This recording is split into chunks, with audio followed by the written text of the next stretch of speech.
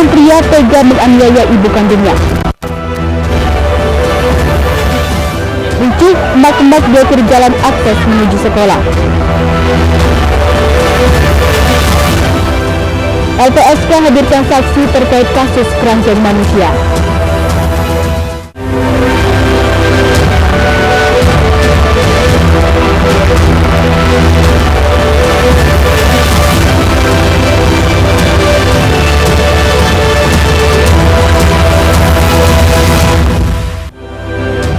Hora, selamat pagi pemirsa. iNews Sumut kembali menyapa Anda. Selain 3 informasi utama tadi, kami hadirkan beragam informasi dari wilayah Sumatera Utara selama 30 menit. Bersama saya Maria Laura Puja, inilah informasi pertama.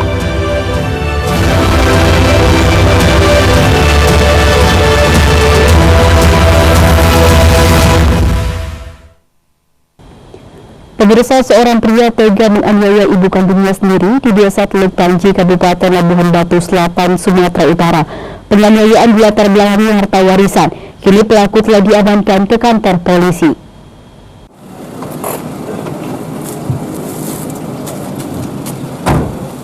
Personel Satreskrim Polres Labuhan Batu Selatan mengamankan seorang pria AT 28 tahun, warga Desa Teluk Panji, Kecamatan Kampung Rakyat, karena diduga melakukan penganiayaan terhadap Nurmala Hayati Simanjuntak, 62 tahun, yang merupakan ibu kandungnya sendiri.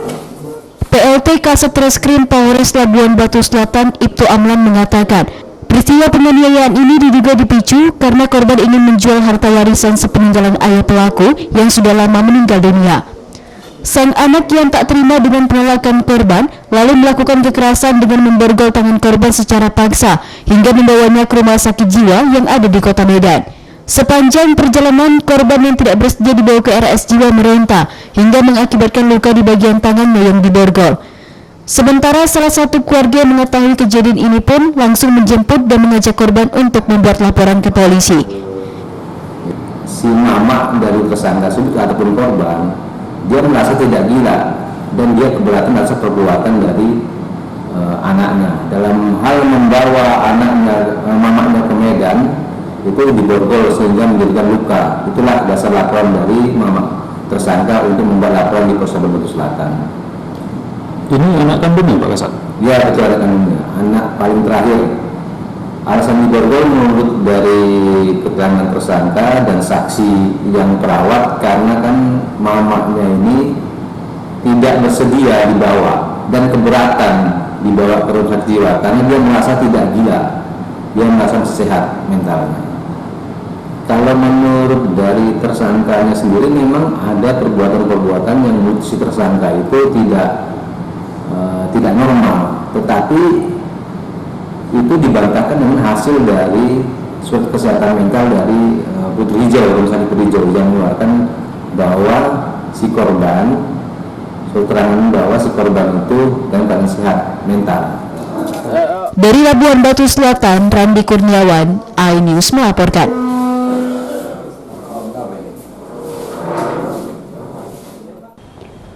Pemirsa, seorang TikToker dengan nama akun Bang Morteja ditangkap polisi setelah diduga melakukan penghinaan terhadap agama Kristen. Pemilik nama Fikri Murtada ini diduga menghina agama Kristen dengan meminta agar tiang salib dikembalikan ke PLN untuk gantung trafo. Video penistaan agama ini pun sempat viral di media sosial dan diunggah kembali oleh penggiat media sosial. Karena Tuhan yang kalian sembah itu yang digantung, bagi umat Katolik diduga melakukan penghinaan terhadap agama Kristen melalui unggahannya di media sosial. Seorang TikToker dengan nama akun Bang Murteja ditangkap polisi. Dalam postingannya, awalnya TikToker berbadan tambun ini menyinggung soal tiang salib yang disembah oleh penganut agama Kristen, baik Protestan maupun Katolik. Dengan sebutan karena Tuhan yang kalian sembah itu yang digantung, bagi umat Katolik dia digantung, kalau Protestan tidak digantung. Dalam videonya, TikTokers ini juga meminta agar tiang salib umat Kristen segera dikembalikan ke PLN jika para penganut agama Kristen telah bertobat. Dan masih banyak lagi kata penghinaan lain yang disebutkan Fikri Murtada ini. Terkait dengan konten TikToknya yang kontroversial, Murtaja akhirnya meminta maaf. Dirinya mengaku jika perkataannya hanya guyonan.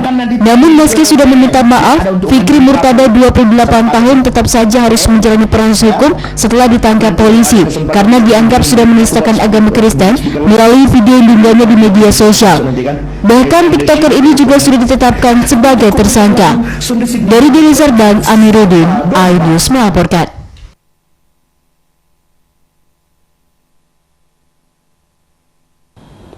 Pemirsa, Wakil Ketua DPRD Nias Utara Noverman JK menjadi korban pemerasan setelah dituduh melakukan perzinaan di salah satu hotel di Kota Medan. Modus yang dilakukan para pelaku yakni dengan meminta orang lain melakukan penggerebekan di kamar hotel dengan mengaku-ngaku suami dari wanita yang kebetulan berada di hotel yang sama dengan korban. Video penggerebekan ini pun sempat beredar dan viral di media sosial.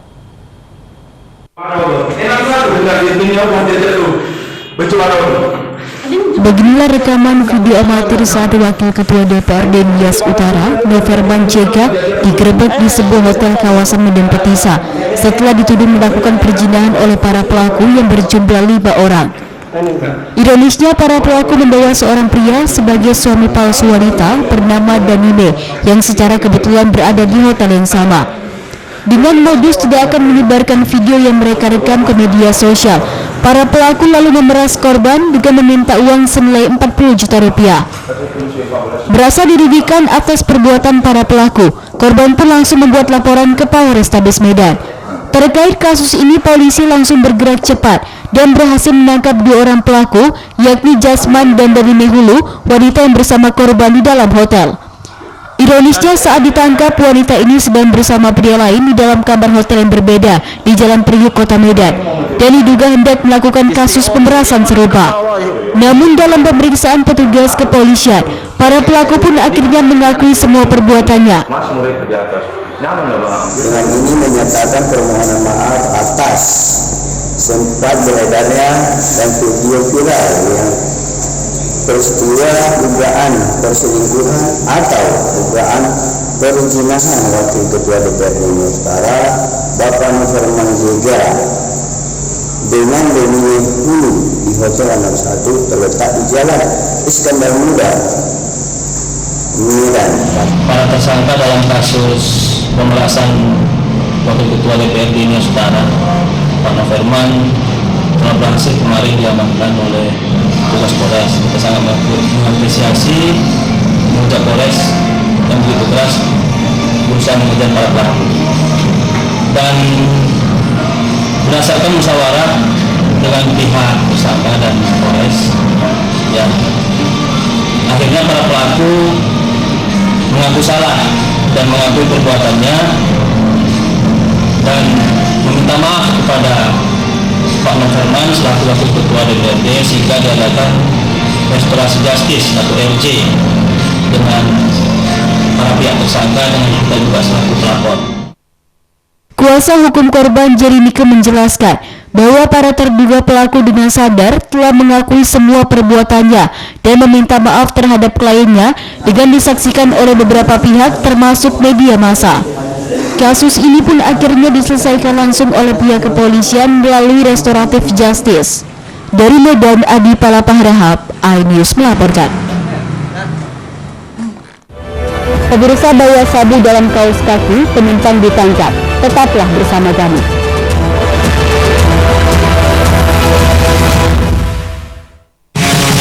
Kompilasi berita olahraga paling top dan sensasional, baik dalam dan luar negeri.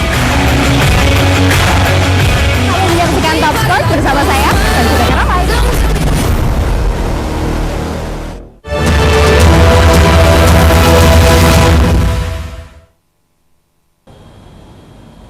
Terima kasih Anda masih bersama kami di iNews Sumut, inspiring and informatif. Pemirsa, kericuhan terjadi antara warga dan Satpol PP di Kabupaten Deli Serdang setelah warga memblokir jalan dengan cara menimpuk batang kayu dan sampah tepat di badan jalan yang merupakan akses utama anak-anak yang hendak pergi ke sekolah.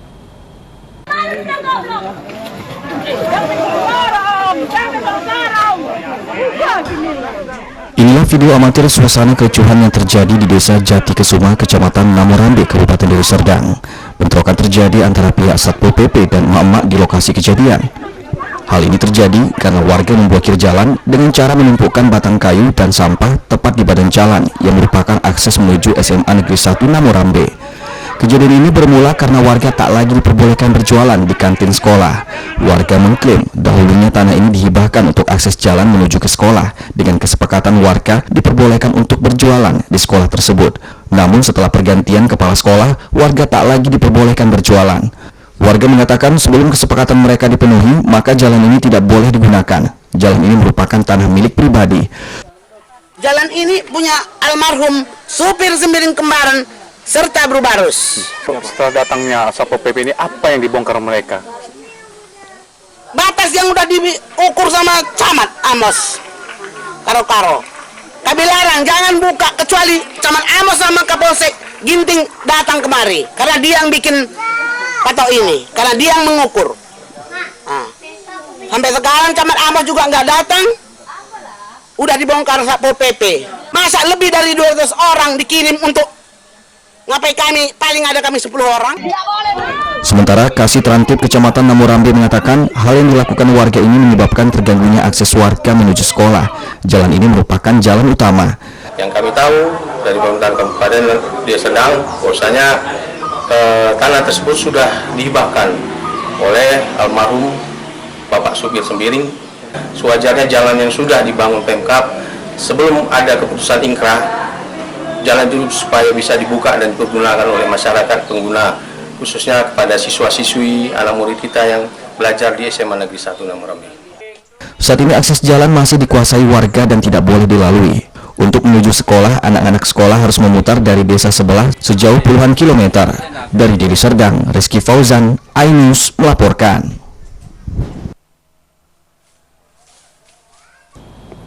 Pemirsa, memiliki narkoba yang disimpan di dalam kaos kaki. Petugas Bea Cukai Teluk Nibung Kota Tanjung Balai mengamankan seorang penumpang kapal feri yang baru saja tiba dari negeri jiran Malaysia melalui pelabuhan Teluk Nibung.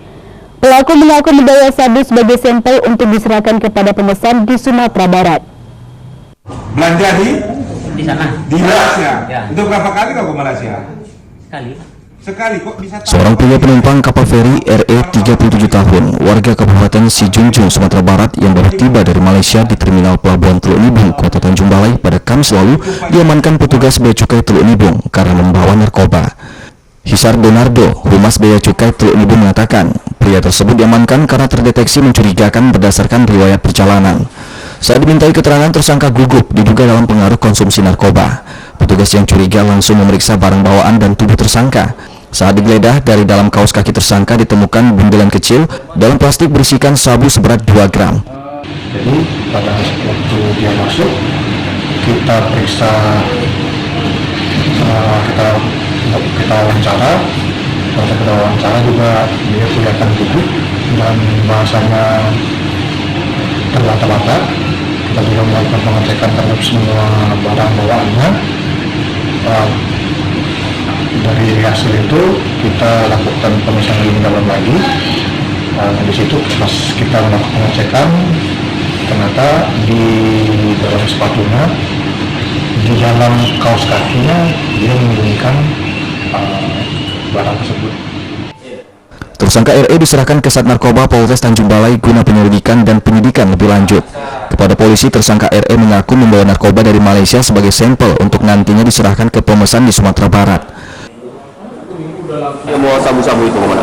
Menurut keterangan yang hasil penyelidikan kita, bahwa sabu-sabu yang dibawanya ini merupakan kualitas yang paling bagus untuk dibawa, diperlihatkan kepada bosnya yang ada di Indonesia, yang mana nanti barang itu menjadi pesanan dari luar negeri untuk Indonesia. Polisi terus melakukan penyelidikan terhadap penyelundupan sabu dari Malaysia tersebut. Terhadap tersangka terpaksa mendekam di sel tahanan Polres Tanjung Balai. Dari Tanjung Balai, Ulil Amri, iNews melaporkan.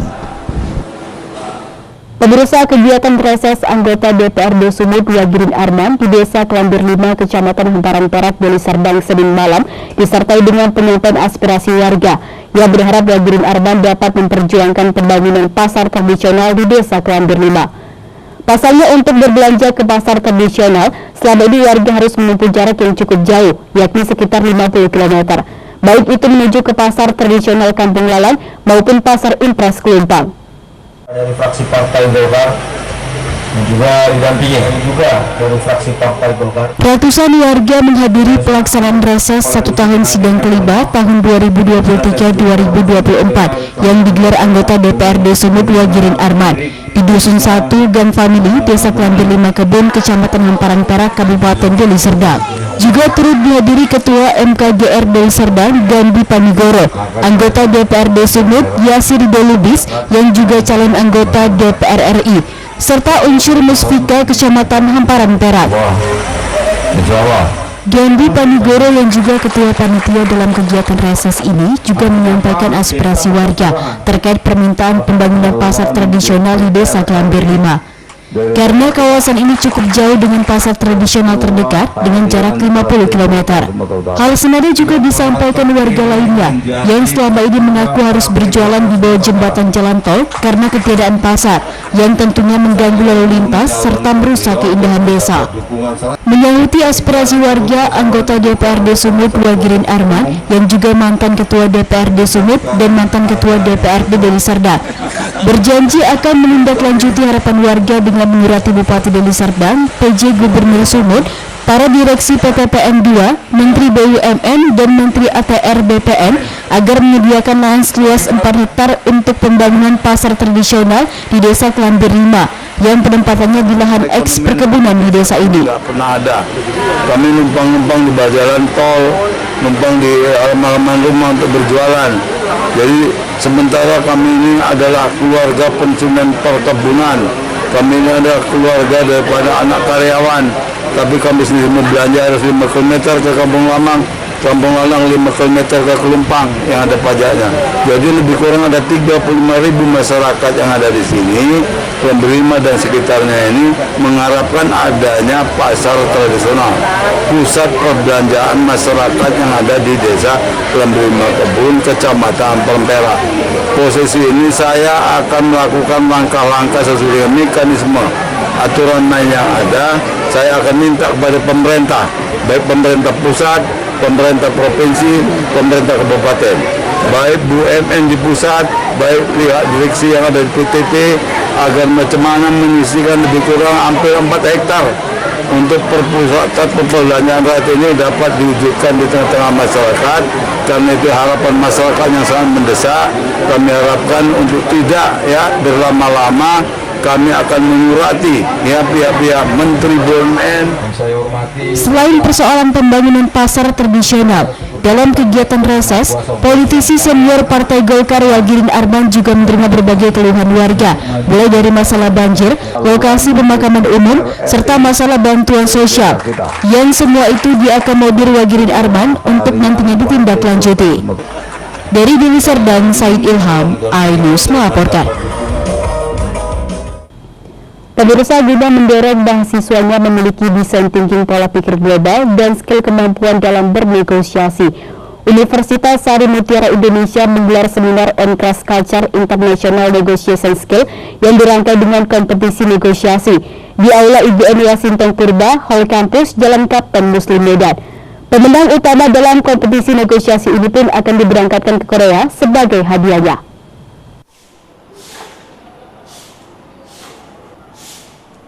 Universitas Sari Mutiara Indonesia menggelar seminar on Cross Culture International Negotiation Skill yang dirangkai dengan kompetisi negosiasi, guna mendorong mahasiswanya memiliki desain thinking pola pikir global dan skill kemampuan dalam bernegosiasi. Seminar kali ini menghadirkan pembicara dari Korea, Kim Min Hyo Jede, yang merupakan pakar hukum, pengacara, dan juga CEO ASEAN Square. Seminar ini diikuti sebanyak 200 mahasiswa USM Indonesia dari Fakultas Ekonomi, Fakultas Ilmu Sosial, dan Fakultas Hukum. Kegiatan ini juga turut dihadiri Wakil Rektor 4 Trinawati Sembiring, Dekan Fakultas Ekonomi dan Ilmu Sosial Heri Enjang Syaputra, serta jajaran pimpinan lainnya. Ketua Yayasan Sari Mutiara Dr. Perlindungan Purba dalam sambutannya menuturkan, USM Indonesia mempunyai visi menjadi universitas yang unggul dan berdesain thinking global. Perlindungan juga berharap melalui kegiatan ini, mahasiswa USM Indonesia bukan hanya belajar di tingkat lokal saja dengan keilmuan regional, namun harus bisa menembus tingkat internasional. Hal senada juga disampaikan Kim Min Yojode selaku pembicara asal negara Korea. Setelah diadakan acara ini dihadapkan para mahasiswa dan alumni nanti lebih mempersiapkan diri untuk berinteraksi dalam budaya global. Salah satu diantaranya adalah Korea. Jadi saya menganjurkan supaya kita juga belajar bahasa Inggris dan belajar Korea karena kita adalah masyarakat dunia, masyarakat global.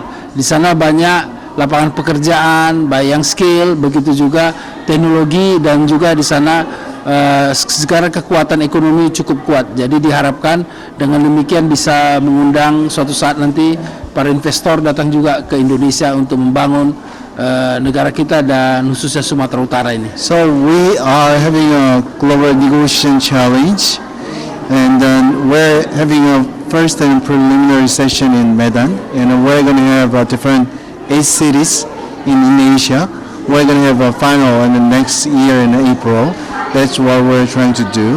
The reason why we're having this kind of a negotiation program, because we want to find an global and manpower who can work in global development, and that's what we're doing. Perlindungan Purba juga menyebut USM Indonesia selalu membuka peluang bagi mahasiswa dan alumni untuk mengembangkan diri melalui kerjasama dengan pihak negara lain. Dalam waktu dekat, USM Indonesia juga akan menjalin kerjasama dengan rumah sakit di Korea, hingga perawat dari USM bisa magang dan bekerja di Korea. Dari Medan, Joshua Roy, iNews melaporkan. Pemirsa, kasus dugaan penggelapan agen asuransi Manulife berkelanjutan. Tetaplah bersama kami.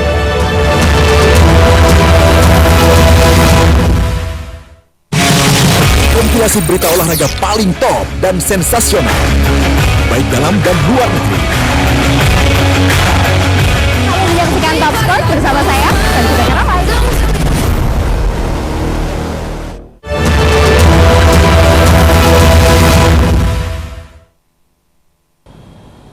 Terima kasih Anda masih bersama kami di iNews Summit, Inspiring and Informative.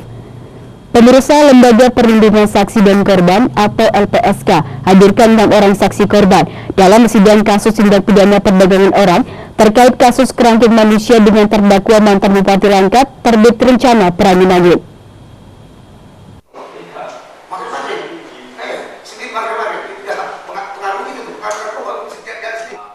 Pengadilan Negeri Stabat Kabupaten Langkat Selasa 24 Oktober kembali menggelar sidang kasus tindak pidana perdagangan orang TPPO dengan terdakwa mantan Bupati Langkat terbit rencana Perangin-Angin. Sidang ini dipimpin oleh Ketua Majelis Hakim Andriansyah, dihadiri langsung oleh terdakwa terbit rencana Perangin-Angin karena terdakwa yang sudah dipindahkan dari Rutan Cipinang Jakarta ke Lapas Tanjung Kusta Medan.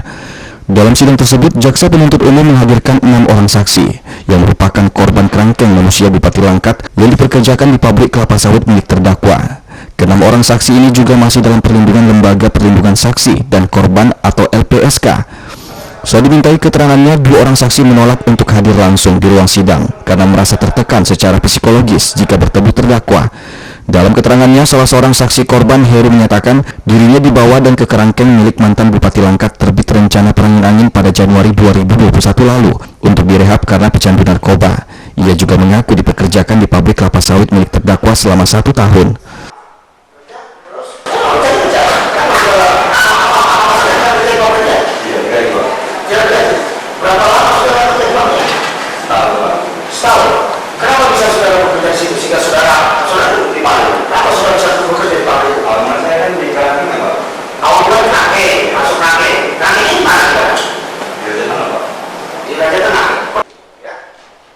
Sidang ini dijaga ketat oleh puluhan personil polisi dari Polres Langkat dan Brimob Polda Sumatera Utara. Sejumlah petugas LPSK juga hadir di ruangan sidang. Dari Langkat, Erwin Syahputra Nasution, iNews melaporkan.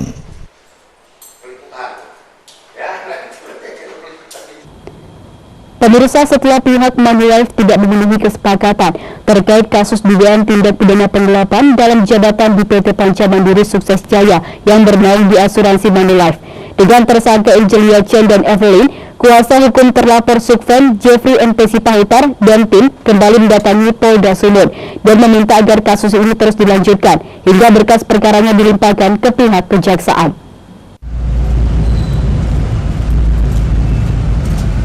Kuasa hukum terlapor Sukven Jeffrey MP Sipahutar Senin siang kembali mendatangi Polda Sumatera Utara guna memenuhi panggilan penyidik Subdit 4 Renata di Treskrimum Polda Sumatera Utara terkait permintaan terlapor untuk melanjutkan perkara dugaan tindak pidana penggelapan dalam jabatan di PT Panca Mandiri Sukses Jaya yang bernaung di asuransi Manulife dengan nilai ratusan juta rupiah dengan tersangka Angelia Chen dan Evelyn.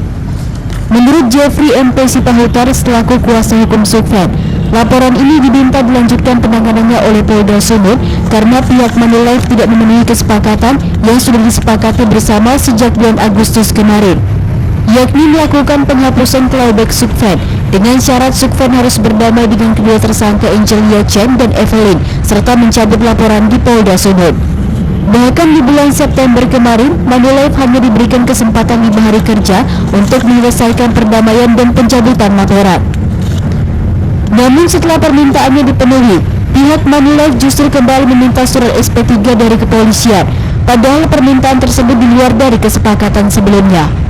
Untuk itulah Jeffrey meminta pihak Manulife berkomitmen terhadap kesepakatan yang sudah disepakati bersama dari bulan Agustus kemarin. Yang tidak terrealisasi ini seperti apa nih, Bang? Hari ini kita memenuhi panggilan penyidik yang mana berdasarkan dari laporan pencabutan kita. Inti dari keterangan yang kita sampaikan yaitu kita keberatan terhadap pencabutan. Kenapa? Karena pihak terlapor Angelia Chen dan Evelyn tidak memenuhi perjanjian perdamaian sebagaimana poin-poin yang sudah disepakati.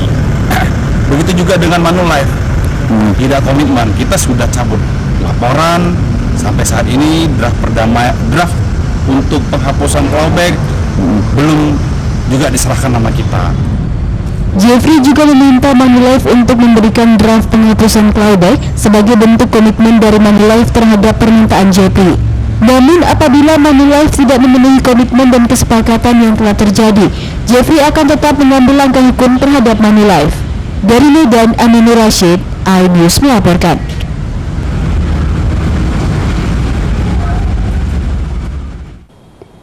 Pemirsa, Universitas Al-Wasliyah Labuan Batu mewisuda sebanyak 296 sarjana angkatan ke-11 tahun akademik 2022-2023. Rektor Univas serta Ketua Umum Pengurus Besar Al-Jamiatul Wasliyah berpesan kepada para wisudawan agar dapat mengabdikan ilmu yang diperoleh untuk agama, bangsa, dan negara.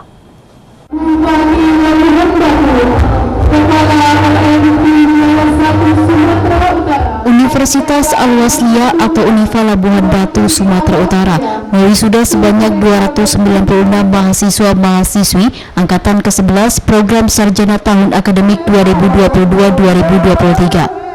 Kegiatan yang mengangkat tema mengintegrasikan nilai-nilai keislaman dalam Tridharma perguruan tinggi ini dilaksanakan di halaman kampus Selasa pagi. Prosesi wisuda ini dirangkai dengan penyerahan cenderamata oleh Rektor Unifa kepada Ketua Umum Pengurus Besar Al-Jamiatul Wasliyah, diikuti Forkopimda Labuan Batu Raya serta wisudawan terbaik.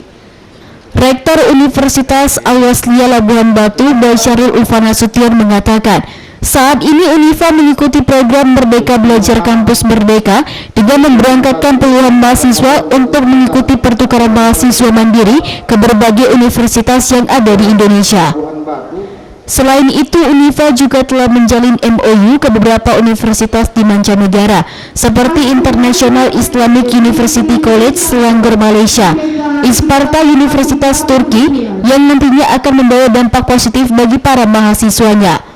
Kepada wisudawan, Rektor berharap agar dapat mengabdikan ilmu yang diperoleh untuk agama, bangsa, dan negara. Integrasikan nilai-nilai keislaman di dalam perguruan tinggi.